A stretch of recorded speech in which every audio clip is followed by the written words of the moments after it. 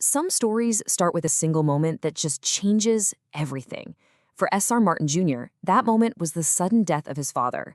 His book, Natural Born Proud, isn't just about grief, though. It's a really deep look into the memories that define us, the conflicts that shape us, and most importantly, how we can start to heal those really complicated relationships, especially between fathers and sons. Wow, right from the get-go, that raw, immediate opening just sets the stage for the whole thing. This isn't just someone looking back at the past from a distance. It's a journey that's literally sparked by loss, forcing the author to look back and try to make sense of a relationship that was suddenly and permanently left unfinished. So, just to give you the basics, we're diving into a coming-of-age memoir that came out back in 2010. And it's really for anyone who's ever tried to untangle those complex family ties, or figure out who they are, or maybe even heal some of those old wounds that get passed down through generations. So, the first part of this whole journey is really about reflection. The author uses his father's death not as an ending, but, well, more like a new beginning. It's the lens he uses to re-examine their entire and often pretty turbulent relationship. This is such a relatable idea, isn't it? Loss has this way of making you realize just how much of our most important relationships are defined by all the things we didn't say. For Martin, grief is the catalyst, that urgent push to finally piece together the family history and confront all those tensions that were never really resolved. Okay, let's get into this because this is truly the heart of the book. Martin builds his entire story around one central, incredibly powerful metaphor, a deer hunting trip he took with his father and brother way back in the 1950s. And this quote just nails why that trip was so important. See, it wasn't just about hunting. It was a crucible, a formative experience where family legacy, pride, and even conflict were all passed down from one generation to the next. It's where they really learned what it meant to be their father's sons. So that deer hunt is what Martin calls a challenge ritual. And this concept is, well, it's pretty profound. These aren't just family trips. They're intentional, difficult, shared experiences that force people to be vulnerable together. And it's through that shared struggle that conflict can actually turn into respect, and you can build a real, lasting connection. So you can see how this idea of challenge and connection leads right into our next big theme: rebellion, pride, and that search for identity, both inside the family and out in the wider world. Martin doesn't just write off his teenage rebellion as being a defiant kid. Instead, he looks back and he sees it for what it really was: a necessary, even if it was painful, search for his own authentic self, separate from the heavy expectations of his family and his preacher father. And this slide really breaks down that nuance. The book makes this crucial point that rebellion is often a search for who you are. It's an expression of independence.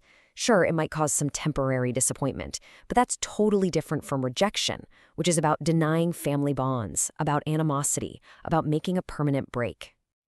And the conflict wasn't just internal. As a Black family hunting in Northern California in the 1950s, they were facing the very real threat of racism.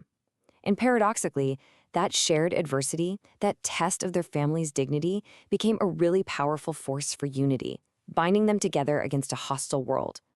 Okay, so from these external events, the book pivots to what I think is its most powerful psychological insight. It's not just about what happens to us, but about how we choose to remember it. And this right here, this is the big idea. We are not just passive victims of our past. Martin argues that we are active architects of our own identity. Memory is a tool. We actually have the power to consciously pick the stories and experiences that will build a foundation of who we are. So how do you actually do that? Well, the book offers a pretty practical framework for it, what you could call memory curation.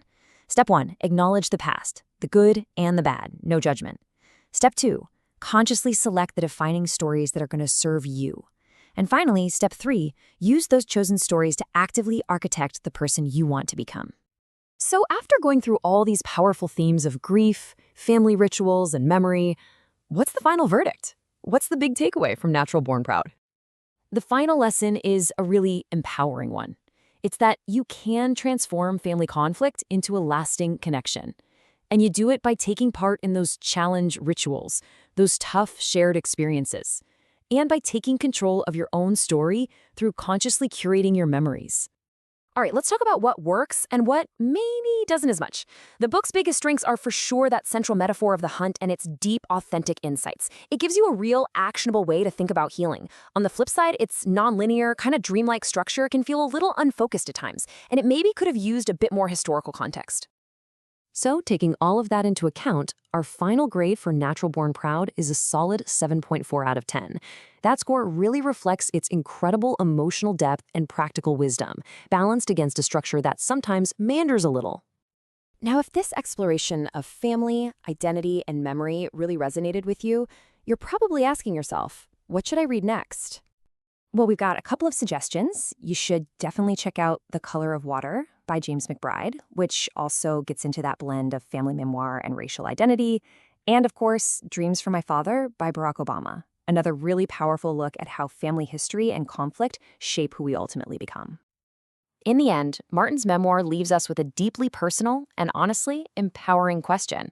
It stops being about his family story and starts being about our own. It's asking us, are you going to be an active architect of your identity? Are you going to choose the memories that build you up? All right, that's all for this explainer. If you want more deep dives into fascinating books and big ideas just like this one, make sure you follow and subscribe. We'll see you in the next one.